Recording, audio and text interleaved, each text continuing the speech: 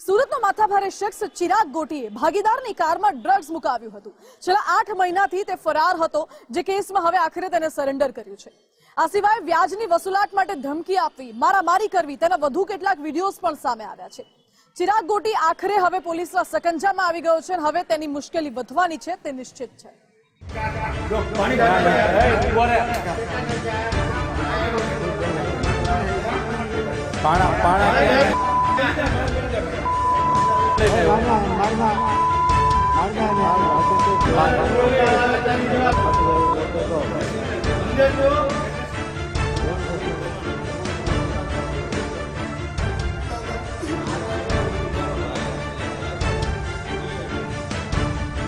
ક્યારેક સોફા પર તો ક્યારેક ખુરશીમાં પગ પર પગ ચડાવી ફિલ્મી સ્ટાઇલમાં ભાઈગીરી કરતો માથાભારે શખ્સ ચિરાગ ગોટી છે।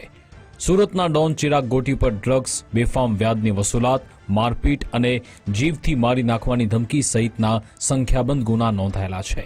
ચિરાગ ગોટીની ધમકી અને મારથી પીડિત અનેક લોકો તો પોલીસ સ્ટેશનની રજૂઆત કરતા જતા પણ ફફડે છે।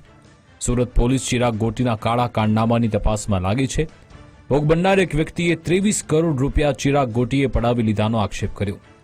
જમીનના પ્લોટ અને રૂપિયા પડાવ્યા બાદ રિવોલ્વર બતાવી મારી નાખવાની ધમકી આપતો ચિરાગ ગોટીએ ગુજારેલી યાતના અને અસભ્ય વર્તનનો વિડીયો પણ પીડિતે જાહેર કર્યો છે। ડાયમંડના ધંધા સાથે થોડા સમય પહેલા સંકળાયેલો હતો। એ સમય દરમિયાન મારે ઘનશ્યામ મકવાણા, હિતેશ મકવાણા સાથે મિત્રતા હોવાથી એની પાસેથી 2 કરોડ ડાયમંડનો માલ લીધેલો હતો। એમાં કંઈક 70 લાખ રૂપિયા ચૂકવીને 1 કરોડ 14 લાખ ચૂકવવાના હતા। એ સમય દરમિયાન મેં એમને સિક્યુરિટી પેટે પ્લોટ આપેલા હતા। એ પ્લોટમાંથી ચિરાગ ગોટી એન્ટર થઈ અને કબજો કરી અને મારીને બીજા પ્લોટો લખાવી અને ઉપરથી બીજા 1 કરોડ 14 લાખ રૂપિયા લઈ અને મને અનચનપ ગાળો અને મારીને એની સાથે મળેલો યુવરાજ જાદવ કરીને એડવોકેટ છે, એ બી એની સાથે મળેલો જ હતો। એ સમયમાં મારી પ્રોપર્ટી પડાવવા માટે ટોટલ મારી સાથે 23 કરોડનું ફ્રોડ કરેલું છે। વ્યાજે રૂપિયાની દાદાગીરીના તો અનેક કિસ્સા છે। ચિરાગ ગોટીએ જેની સાથે ભાગીદારીમાં ધંધો કર્યો તે અલ્પેશ મિયાણીની ગાડીમાં ડ્રગ્સ મુકાવી પોલીસના હાથે પકડાવી દીધો। આજથી 10 મહિના પહેલા વેડ રોડ ગુરુકુળ નજીક હાથી મંદિર પાસેથી ડ્રગ્સ ઝડપાયું। સિંગળપુર પોલીસે 7 લાખની કિંમતના ડ્રગ્સ સાથે અલ્પેશ મિયાણીને પકડ્યો। પોલીસ તપાસમાં ચિરાગ ગોટીએ જ અલ્પેશની ગાડીમાં ડ્રગ્સ રાખવાનું ષડયંત્ર કર્યું। આ કેસમાં લાલગેટ શાહપુર પાસે રહેતા હમઝા અને અલ્તાફને પકડી પાડ્યો। આ કેસમાં મુખ્ય આરોપી ચિરાગ ગોટી અને ડ્રગ્સ વેચનાર સફવાનને વોન્ટેડ જાહેર કરાયા। આ મુદ્દે છેક સુપ્રીમ કોર્ટ સુધી ગોટીના જામીન રદ થયા। ચિરાગ ગોટી અને અલ્પેશ મિયાણી વચ્ચે ઓઇલના વેપારને લઈ વિખવાદ થયો હતો।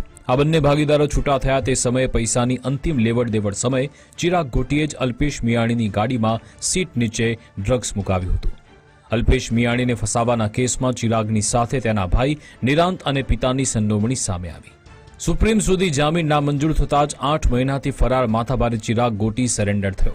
સિંગળપુર પોલીસે ચિરાગની ધરપકડ કરી તે 8 મહિના દરમિયાન ક્યાં છુપાયો અને કોણે મદદગારી કરી તે અંગે તપાસ હાથ ધરી છે।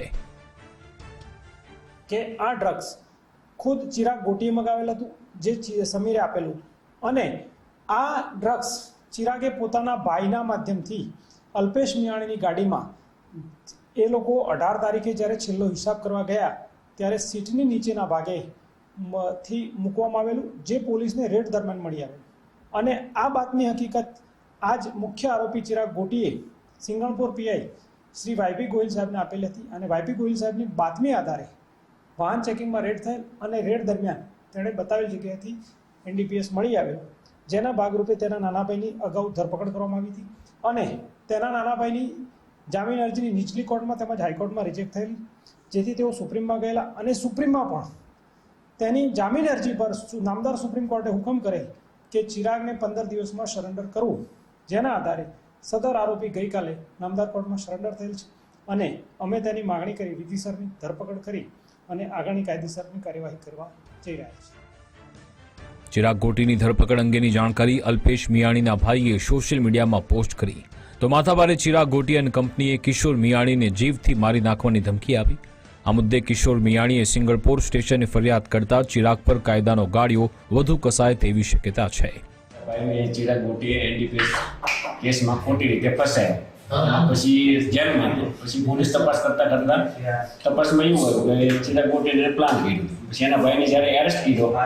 5 તારીખે એટલે પ્રેસ નોટ આવી હતી પોલીસની. એ પ્રેસ નોટ મેં સોશિયલ મીડિયામાં મૂકી અને પ્રેસ નોટ જેવી સોશિયલ મીડિયામાં મૂકી તો ચિરાગ ગોટીએ ગાળું અનાપ શનાપ ગાળું દીધી અને માં જાનથી મારી નાખવાની ધમકી આપી. તારા પપ્પા ભાઈરા છોકરા મમ્મીને બધાને કહી દેજે રોવા માટે તૈયાર રહે, આખી જિંદગી હું જેલ કરીશ પણ તને મૂકીશ નહીં ને એવી રીતે બધી ધમકી આપી.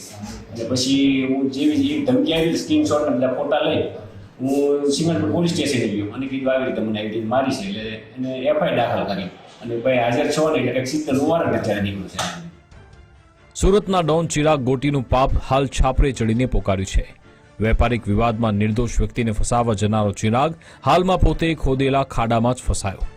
સુરત પોલીસ કડક દિશામાં તપાસ કરે તો ચિરાગ ગોટી અને તેના ભાઈ નિરાંતની મુશ્કેલી વધશે. તેમજ ચિરાગના અત્યાચારનો ભોગ બનેલ અન્ય લોકો પણ ખુલીને સામે આવી ફરિયાદ કરશે. કેમેરામેન વિરલ વ્યાસ સાથે રાકેશ બ્રહ્મભટ્ટ, ગુજરાત ફર્સ્ટ, સુરત.